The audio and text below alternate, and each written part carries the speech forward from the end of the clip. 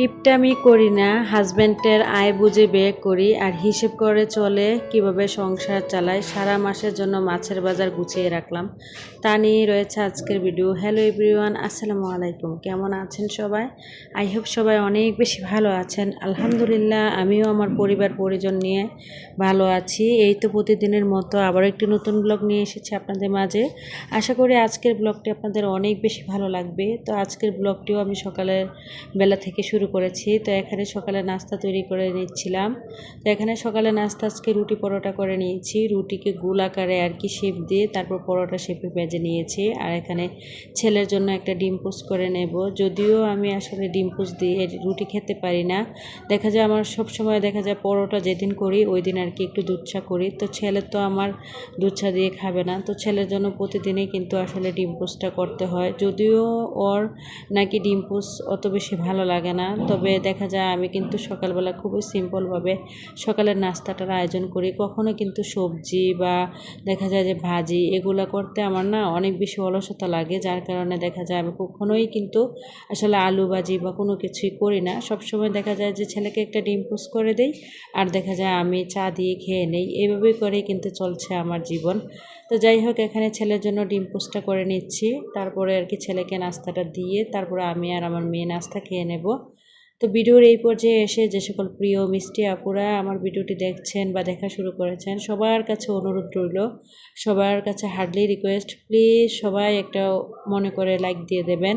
আর যারা আজকে আমার চ্যানেলে নতুন জয়েন হয়েছেন, ভিডিওতে বলা কথা বা কাজ যদি আপনাদের ভালো লেগে থাকে অবশ্যই চ্যানেলটি সাবস্ক্রাইব করে পাশেই থেকে যাবেন। পাশে থাকা বেল বাটনের অল অপশানটি প্রেস করে দেবেন, যাতে করে আমি কোনো নতুন ভিডিও ছাড়ার সাথে সাথে আপনাদের কাছে নোটিফিকেশন চলে যায়, আপনারা আপনাদের সময় সুযোগ করে দেখে নিতে পারেন। আমার আগের ভিডিওতে হয়তো কয়েকজন নতুন আপু জয়েন হয়েছেন আমার চ্যানেলে। তো আপুদের উদ্দেশ্যে বলছি, প্লিজ সবাই একটু আমাকে সময় দেবেন, আমি যেন সময় করে আপনাদের চ্যানেলেও চলে যেতে পারি। তো অন্ততপক্ষে আমাকে একটু সময় দিবেন। আর যে কোনো, আমি শুনেছি আর কি 24 ঘন্টা সময় মেনে তারপরে নাকি যে আপনাকে সাবস্ক্রাইব করবে তার চ্যানেলে যাওয়া উচিত। তো যার কারণে দেখা যায় আমার অনেক সময় অনেকটা দেরি করে যাওয়া হয় আর কি। তো যাই হোক, এখানে ছেলেকে নাস্তাটা দিয়ে অফ ক্যামেরাতে আমি আর আমার মেয়ে আর কি নাস্তা খেয়ে নিয়েছি। আর এখানে আর কি ইলেকট্রিক চুলাটা একটু পরিষ্কার করে নিচ্ছিলাম। তো আমার ছোট্ট বুড়ি কী করেছে, নিজে হাত দিয়ে টমেটো এনে ফ্রিজ থেকে কেটে আমাকে দেখাচ্ছে যে আম্মু দেখো আমি টমেটো কাটতে পারি।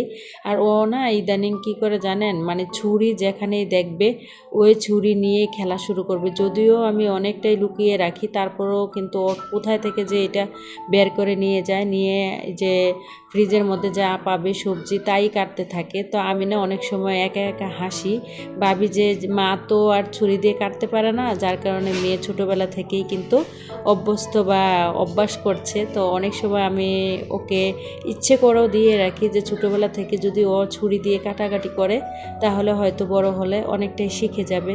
তো যাই হোক, তারপরে কিন্তু অফ ক্যামেরাতে বলতে অন ক্যামেরাতেই পুরো কিচেনটাকে একবারে নেট অ্যান্ড ক্লিন করে নিয়েছি, পরিষ্কার করে নিয়েছি। আর আজকে কিন্তু বাসার মাছের বাজার করা হবে, যার কারণে দেখা যায় যে প্রতিদিনই কিন্তু আপনাদের মাঝে ঘর গোছানোর কাজগুলো শেয়ার করে আজকে কিন্তু অফ ক্যামেরাতেই পুরো বাসাটা গুছিয়ে নিয়েছি। কারণ দেখা যায় যেদিন বাসায় মাছের বাজার করা হয় ওই দিন কিন্তু অনেক বেশি মানে কাজ করতে হয়। মাছ নিয়ে আসা, তারপরে এগুলো কাটা, ধোয়া, পরিষ্কার করা সব কিছুই কিন্তু আমাকেই করতে হয়।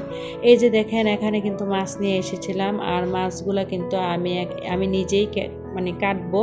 আর আমি সবসময় কি করি, মাছ মুরগি যখনই বাজার থেকে নিয়ে আসি নিজেই বাসায় এনে এগুলো পরিষ্কার করতে হয়, কারণ আমার বাসার কাছে কোনো ড্রেসিং এরিয়া নেই বা ড্রেসিং করা মুরগি আমার পছন্দ না, যার কারণে আমি সবসময় মাছ মাংস সব কিছুই আমার নিজের হাতে কাটতেই অনেক বেশি পছন্দ করি। দেখেন, এগুলো যদি এতগুলো মাছগুলো যদি আমি বাহির থেকে কেটে আনতাম তাহলে কিন্তু আমাকে অনেকগুলো টাকা দিতে হতো। তো আমি যেহেতু মধ্যবিত্ত পরিবারের বউ, আমাকে কিন্তু অনেকটা হিসেব করে বুদ্ধি করে সংসারটা চালাতে হয়, যার কারণে এখানে বুদ্ধি করে কিন্তু আমি মাছগুলো কেটে ফেলেছি, যার কারণে কিন্তু আমার সংসার খরচের টাকা থেকে অনেকটা টাকাই কিন্তু আমি সঞ্চয় করতে পারবো বা বাঁচাতে পারলাম। তো আসলে আমি মনে করি কি, হাজব্যান্ডের আয় বুঝে ব্যয় করা প্রতিটা গৃহিণীরই অনেক বেশি দায়িত্ব কর্তব্য। কারণ দেখা যায় আমাদের হাজব্যান্ডরা কিন্তু মাস শেষে আমাদের হাতে যখন সংসার খরচের টাকাটা তুলে দেন, কিন্তু আমাদেরকে ওই টাকাটা দিয়েই কিন্তু হিসেব করে বুদ্ধি করে সংসারটা চালাতে হয়। আমরা যদি যা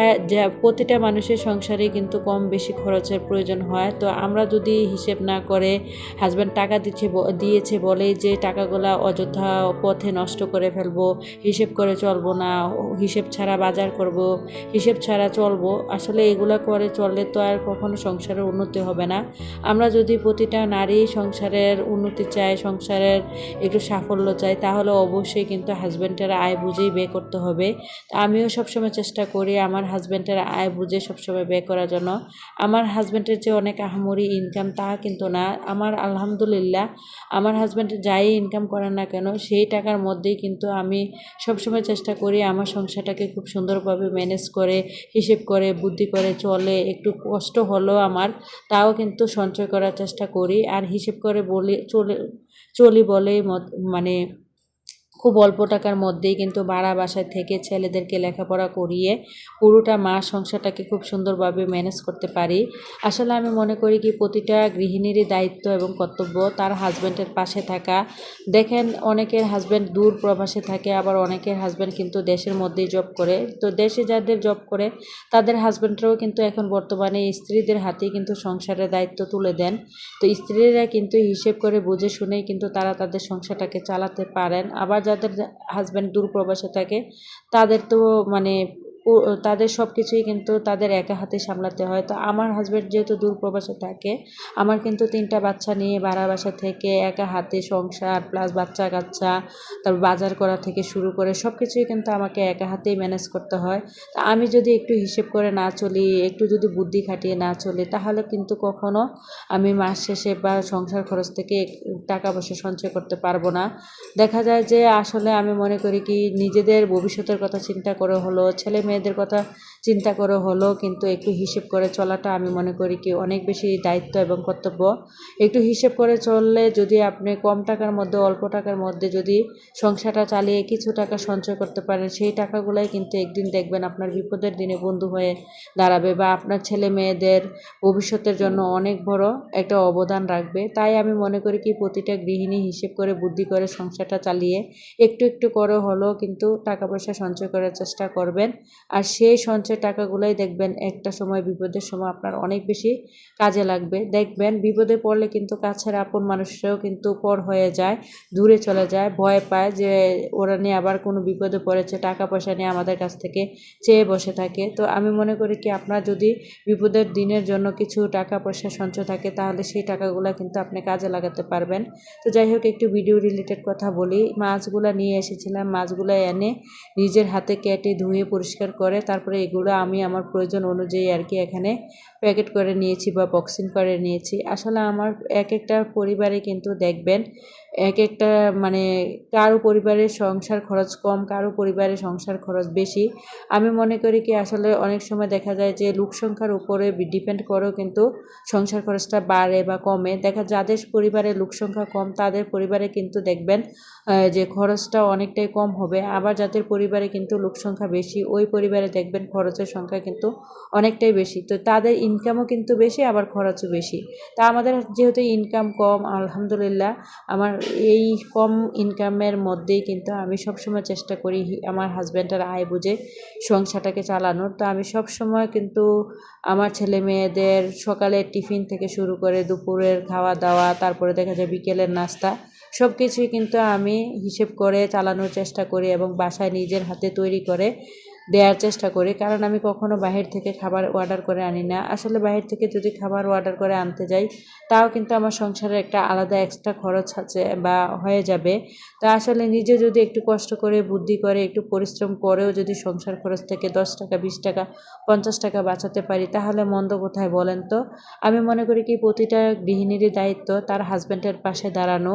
তার হাজব্যান্ড দেখা যায় যে মাস শেষে তাকে টাকা এই পাশে ইনকাম করে দেয় বলে সে যে বুক বিলাসিতা করে সেই টাকাগুলো নষ্ট করে ফেলবে তা কিন্তু না, অপচয় করে টাকাগুলো নষ্ট করে ফেলবে তা কিন্তু না। আমার অনেকের দেখবেন অনেকের হাজব্যান্ডের কিন্তু অনেক আছে, তো তারা কিন্তু হিসেব করে চলে না। অনেক দেখা যায় যে নিজেরই মন যা চায়, বুক বিলাসিতা যা করতে মন চায় তাই কিন্তু করে, বা অনেকটা শো আপ করে চলার চেষ্টা করে। কিন্তু আমি কখনোই কিন্তু শো আপ করে অন্যকে দেখানোর মতো আমার কাছে কোনো কিছুই নেই। আমি কখনো শো আপ করে চলার চেষ্টা করি না। আমার যা আছে আমি তা নিয়ে সন্তুষ্ট থাকার চেষ্টা করি। দেখবেন নিজের যা আছে তা নিয়ে যদি সন্তুষ্ট থাকার চেষ্টা করেন না, দেখবেন জীবনটা না অনেক বেশি বা মানে সুখময় হবে, বা আপনাকে নিজের কাছে নিজেকে অনেক বেশি সুখী মনে হবে।